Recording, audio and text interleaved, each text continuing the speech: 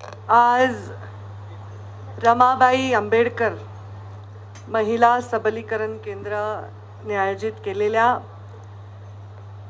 आमच्या सहकारी आणि खासदार, माझ्याबरोबर आमदार देखील म्हणून ज्यांनी काम केलं, त्या आदरणीय मेधाताई यांच्या संकल्पनेतून आयोजित केलेल्या या स्वदेशी मेला धागा महिला उद्योजकांच्या उत्पादनाच्या प्रदर्शन आणि विक्री केंद्राच्या उद्घाटन प्रसंगी मंचावर उपस्थित स्वतः माझ्या सहकारी मेधाताई, ज्यांना मी खूप वर्षापूर्वी पाहिलं होतं. एक कार्यक्रम होता पुण्यामध्ये आणि तेव्हा त्या नगरसेवक होत्या आणि मी म्हटलं, अरे कोण आहे, इतकी सुंदर, एक त्या सलवार सूटमध्ये वगैरे आलेल्या होत्या. मला वाटतं त्याला झाली आता 20 वर्षाच्या आसपास, म्हणजे तर मी त्यांना पाहिलं होतं आणि मी म्हटलं खूप छान दिसतात, कोण आहे त्या? त्यामुळे ते नगरसेवक आहे.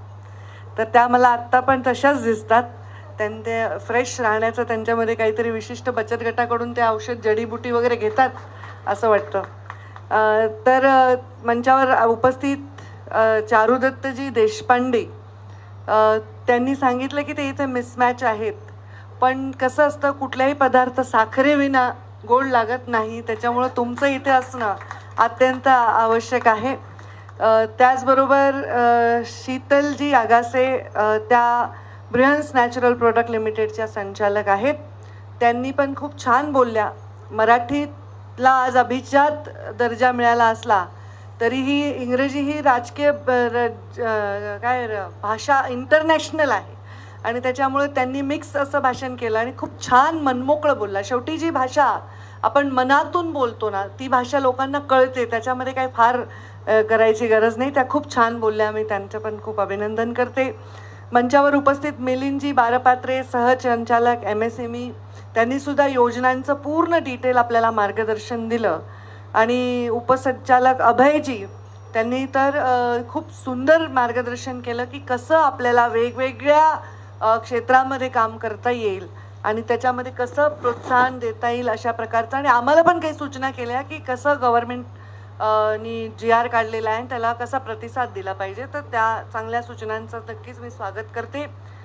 मंचावर उपस्थित सर्वच मान्यवर आणि समोर उपस्थित असलेल्या माझ्या मैत्रिणी म्हणते, आता आम्ही राजकीय भाषणामध्ये जे नेहमी माता बहिणी म्हणतो, पण मी इथे माझ्या मैत्रिणी म्हणते, चालेल का? चालेल. तर सर्वप्रथम मी या स्वदेशी मेला, ज्याचं नाव धागा आहे, त्याचं महिला उद्योजकांच्या उत्पादनाच्या प्रदर्शन विक्री केंद्राचं उद्घाटन झालं असं जाहीर करते. आणि मी मेधाताईंचे आभार मानते की त्यांनी या कार्यक्रमासाठी मला बोलवलं. माधुरीताई मिसाळांचाही फोन आला, मेधाताईंचाही फोन आला आणि मग मला ते नाकारता आलं नाही. मी इथे आले आणि मला फार मागच्या आठवणी जागृत झाल्या. कारण मी जेव्हा राजकारणातही नव्हते, म्हणजे संविधानिक राजकारणात नव्हते, तेव्हा मी NGOच्या माध्यमातून काम करायचे. आणि NGOच्या माध्यमातून काम करत असताना सतत मला असं वाटायचं, एक वाक्य मी वेळोवेळी म्हटले, जोपर्यंत स्त्री ही आर्थिक कणा होत नाही व्यवस्थेचा, तोपर्यंत तिला सन्मान मिळणार नाही. हे वाक्य वेळोवेळी मी वापरायचे. आणि जेव्हा मी ते वाक्य वापरायचे तेव्हा मला हा प्रश्न पडायचा की हे कसं करता येईल, आणि हे करता येईल अशी संधी पण मला मिळत गेली. NGOतून मी छोट्या छोट्या आमच्या महिलांना एकत्र केलं, आमच्या परळीमधल्या, आणि त्यांचं एक प्रदर्शन घेतलं दिवाळीच्या पूर्वी.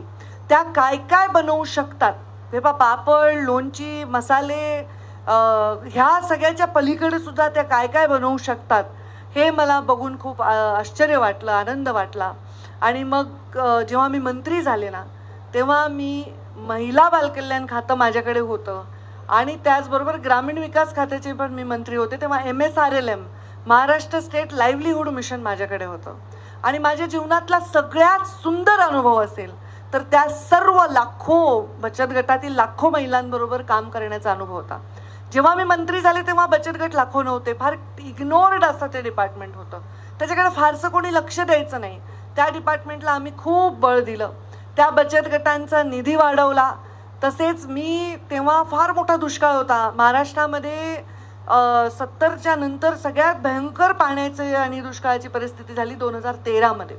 आणि त्या दुष्काळामध्ये मी पाहिलं की शेतकऱ्यांचे रोज डेलिगेशन येत होते, उपोषणाला बसत होते, रस्ते अडवत होते आणि ते म्हणत होते आमची कर्जमाफी करा. आणि अशा परिस्थितीमध्ये सहज मी आढावा बैठक घेत होते MSRLMची आणि मी पाहिलं की 100% म्हणजे फक्त 99.7 काहीतरी असं आकडा होता तो, एवढा कर्जाची परतफेड माझ्या बचत गटांनी केली होती दुष्काळ असला तरी. म्हणजे मला आत्ता वाटायला लागलं की जर महिलांना कर्ज दिलं तर त्या कशी परतफेड करू शकतात.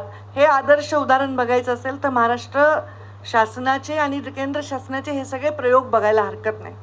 MSRLMच्या त्या महिलांना प्रोत्साहन देण्यासाठी आम्ही एक निर्णय घेतला की ज्या महिला आपलं कर्ज 2-3 वर्ष रेग्युलर भरतील त्यांना 0% व्याज करण्यात येईल. म्हणजे त्यांना कुठलंही व्याज भरायची आवश्यकता नाही, फक्त मुद्दल परत करा.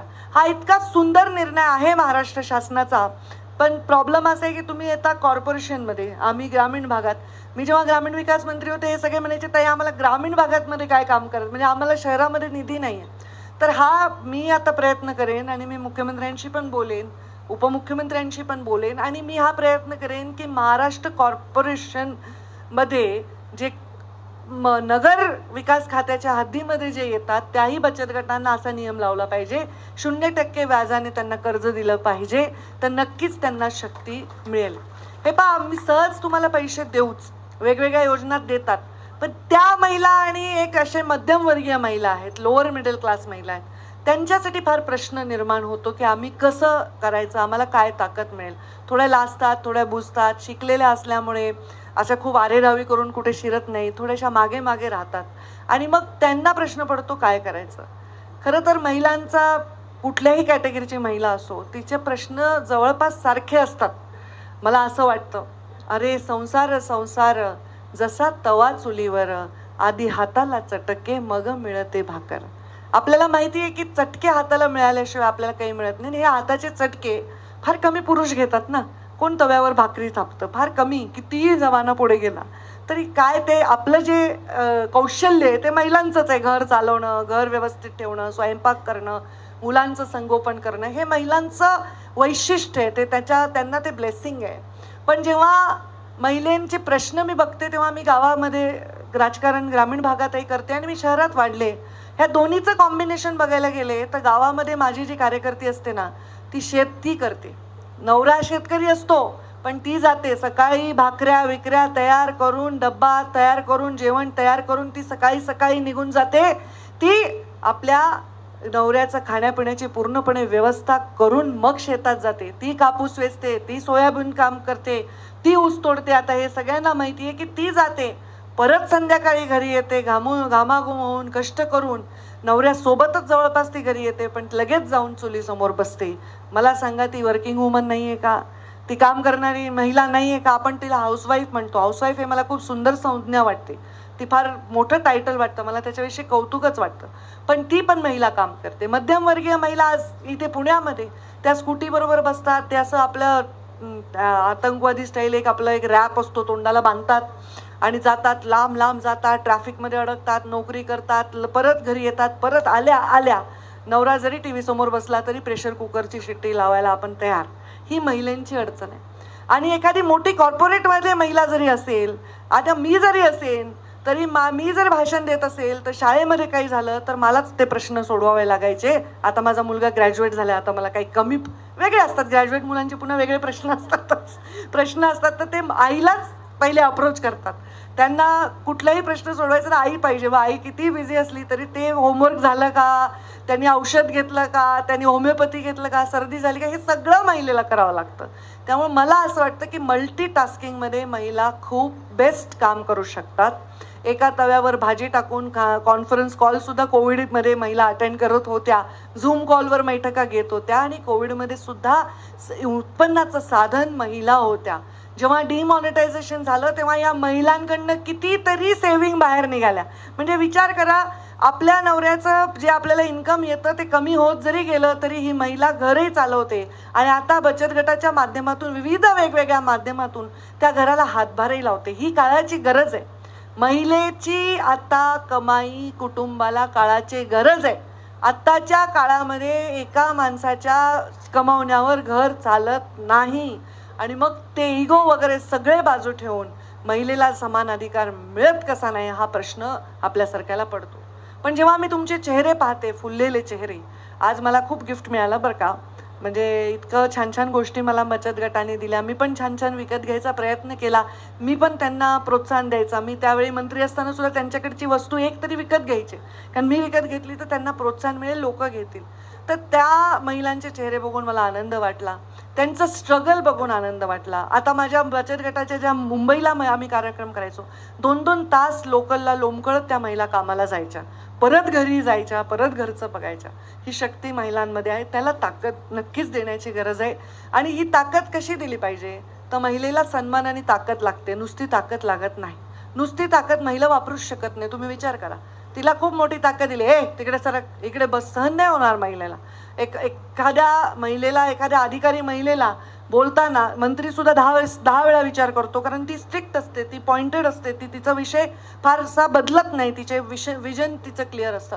त्यामुळे महिलेला ट्रीटमेंट देताना नुसतं शक्ती संरक्षण पुरेसं नाही, तिला सन्मान सुद्धा दिला पाहिजे. आणि त्याच्यामुळे हे जे कार्यक्रम आहे याच्यातनं तिला सन्मान मिळतो, तिला फार मोठ्या प्रमाणामध्ये तिला शक्ती मिळते. आणि त्यामुळे तो सन्मान तिला दिला पाहिजे. नुसतं फुकट पैसे महिला घेणारच नाही, नुसते फुकट पैसे महिला घेणारच नाही. कारण मी तुम्हाला सांगते काय, आपल्या शेजारणीकडनं, हे उदाहरण नेहमी देते, आपल्या शेजारणीकडनं जेव्हा आपण एक फुलपात्रभर दूध आणतो, किंवा आपल्या घरी अचानक पाहुणे आले आणि आपण काहीतरी, बाबा हे घरातली वस्तू संपली आहे, पटकन मैत्रिणीला फोन करतो, जरा पाठवतेस का. जोपर्यंत आपण ती परत नाही करत तोपर्यंत आपल्याला चैन पडत नाही. लिटरली ती वस्तू परत करत नाही. ती काही समजा लोअर मिडल क्लास महिलांमध्ये होत असेल की अगं साखर वाटीभर घेऊन जा. आता थोड्या वरच्या अपर मिडल क्लास महिला काही लिटरली त्या म्हणणार नाही की वाटीभर साखर घेऊन जा, पण आपण कुठल्या ना कुठल्या तऱ्हेने ते तिला परत करायचा प्रयत्न करतो. मे बी काहीतरी पदार्थ बनवून, आपण कोणाच्या घरचं आलेलं भांडं सुद्धा रिकामं नाही पाठवत, काहीतरी पदार्थ बनवून त्याच्यात पाठवतो. तेव्हा मला वाटतं की या महिलेला जेव्हा आपण शक्ती द्यायची, त्या शक्तीबरोबर सन्मानही दिला पाहिजे. तिला आत्ता कर्ज हवंय, तिला कर्ज कमी व्याजदराने दिला पाहिजे, 0 व्याजदराने दिलं पाहिजे, म्हणजे ती उभी राहील. तिला आता प्रशिक्षण हवंय की कसं मार्केट करावं माझं प्रोडक्ट, ते तिला जर मिळत गेलं सरकारकडनं, NGOs कडनं, तर ती पुढे होत राहील. तिला या गोष्टीसाठी प्रोत्साहन मिळालं पाहिजे. व्हिजिटिंग कार्ड्स असतात, वेबसाईट असतात, इंस्टाग्राम हँडल्स असतात, वेगवेगळ्या प्रदर्शनाला जाण्यासाठी लागणारा माल बनवावा लागतो, त्याच्यासाठी लागणारी जी त्यांना पैसा लागतो किंवा काय व्यवस्था लागते, हे सगळं जर तिला मिळालं तर ती काय करू शकते. मी माझा एकच अनुभव शेअर करून माझ्या वाणीला विराम देईन. तो अनुभव असा आहे की त्या महिलांना मी जेव्हा असं प्रोत्साहन दिलं माझ्या मंत्रिपदाच्या काळात, तर त्या महिलांनी अशी कमाल करून दाखवली. माझ्या बंजारा तांड्यावर एक महिला राहत होती. ती महिला ऊस तोडायला जात होती. तिचा पूर्ण तांडा ऊस तोडायचा. सगळ्यात कठीण परिश्रम कुठले असतील तर ऊस तोडण्याचे. तिच्याकडे इतकी सुंदर कला होती, विणकाम, भरतकाम, ते बंजारा कम्युनिटीचे एक विशिष्ट कला असते. आणि मग तिने एक दिवशी आणून मला एक पर्स दिली. ती म्हणली, ताई हे तुमचा मोबाईल याच्यात ठेवा. आणि ती इतकी मॉडर्न डिझाईन होती. तर मी तिला म्हणलं, हे कोणी केलं? म्हणे मी केलं. मग आम्ही त्यांना सोबत घेऊन, त्यांच्या पूर्ण तांड्याच्या महिलांना सोबत घेऊन, त्यांच्या प्रत्येक घरामध्ये शिलाई मशीन दिली, त्यांना डिझायनर जोडून दिले. आणि त्या महिलांनी वेगवेगळे कामं केले. कोणी बेड स्प्रेड्स बनवले, कोणी कुशन्स बनवले, इतके ब्युटिफुल स्कर्ट्स आणि ब्लाऊज आणि जॅकेट्स बनवले. आणि ते सगळं महालक्ष्मी सरसचं जे प्रदर्शन असतं मुंबईमध्ये, त्यांचे स्टॉल मी 5 वर्ष लावले. ती महिलांनी जे नाण्यांचे त्यांचे दागिने असतात, जे त्यांच्याकडे पारंपरिक असतात, त्या मला म्हणली, ताई आज माझ्या 1 रुपयाची किंमत म्हणल्या 5,000 रुपये झाली. म्हणलं कसं? तर तिच्याकडे 1, 2, 3 पैशाचे नाणे होते, 1 पैसा 2 पैसा जुने. आता तिला त्या पूर्ण गळ्यातल्याची किंमत 2 रुपये असेल कदाचित. तर ती मला असं म्हणली, किती हुशार महिला, 2 रुपयाची किंमत 5,000 झाली. कारण कुठे मुंबईमध्ये 5,000 रुपयाला एका बाईनी ते विकत घेतलं, अँटिक पीस म्हणून. आणि तिच्या सगळ्या एक बेडशीटसुद्धा 20-20, 25-25 हजार रुपयाला विकल्या गेल्या. दिल्लीमधनं त्यांना ऑर्डर आली. खूप छान काम चाललं. दुर्दैवाने मागल्या काळामध्ये त्याला प्रोत्साहन न मिळाल्यामुळे त्यांचं काम बंद पडलं. त्या गावातल्या सगळ्या महिलांनी ऊस तोडणं बंद केलं होतं. हे किती मोठं अचीवमेंट आहे. एक मुलगी होती, तिने ऑटो रिक्षा घेतली. तिला बचत गटातून पैसे मिळाले. तिने एक ऑटो रिक्षा घेतला, भावाला चालवायला दिला.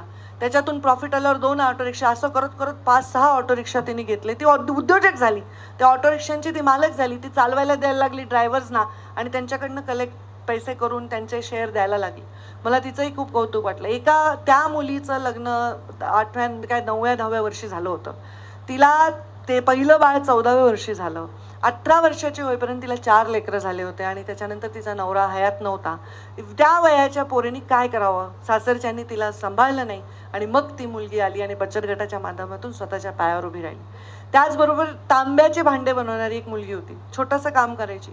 त्या तांब्याच्या आम्ही तिला डिझाईन्स दिले, वॉटर बॉटल बनवा. आता जिमला जाणाऱ्या बॉटलसुद्धा तांब्याच्या बनवायला लागल्या. घरात ठेवणारे वस्तूसुद्धा त्याला फॅन्सी रूप दिल्यानंतर तिच्या तांब्याच्या भांड्यांना इतकं प्रोत्साहन मिळालं.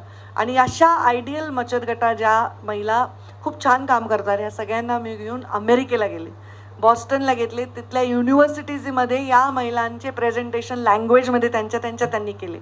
त्यांना म्हणजे साधं चहा कपात पिता येत नव्हता, तर फोर्क अँड नाईफ तर लांबचीच गोष्ट होती. पण त्या महिला एवढ्या कॉन्फिडन्समध्ये अमेरिकेला आल्या आणि एवढ्या कॉन्फिडन्समध्ये आम्ही फेसबुकला गेलो, आम्ही तेव्हा ट्विटरला गेलो, आम्ही MITला गेलो, हार्वर्डला गेलो आणि मायक्रो फायनान्सवर तिथे आम्ही लेक्चर दिले.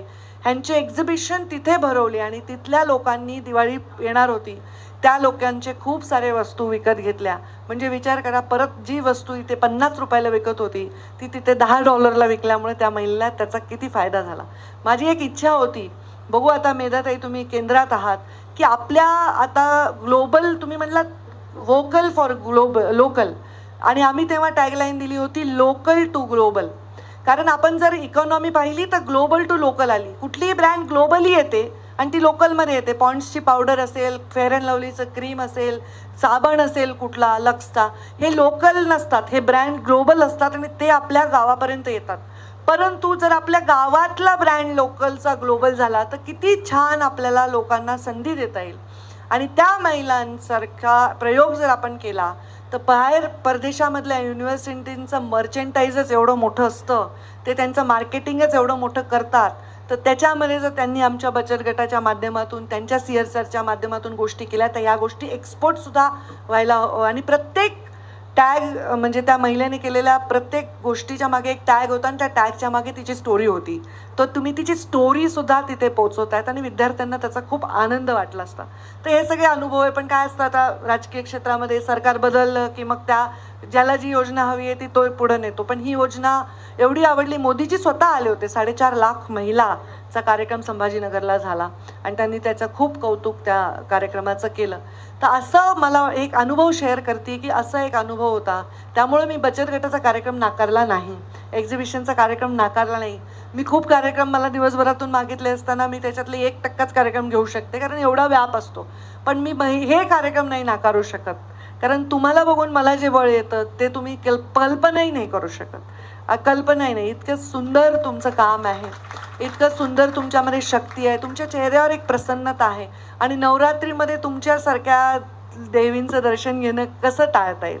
रोज आपण खूप मागासलेल्या विचारांचे नाहीत, आपण खूप अंधश्रद्धाळू नाहीत, पण आपण खूप श्रद्धाळू आहोत. आपण खूप नम्रपणे आपल्या सगळ्या सणांना साजरं करत असतो.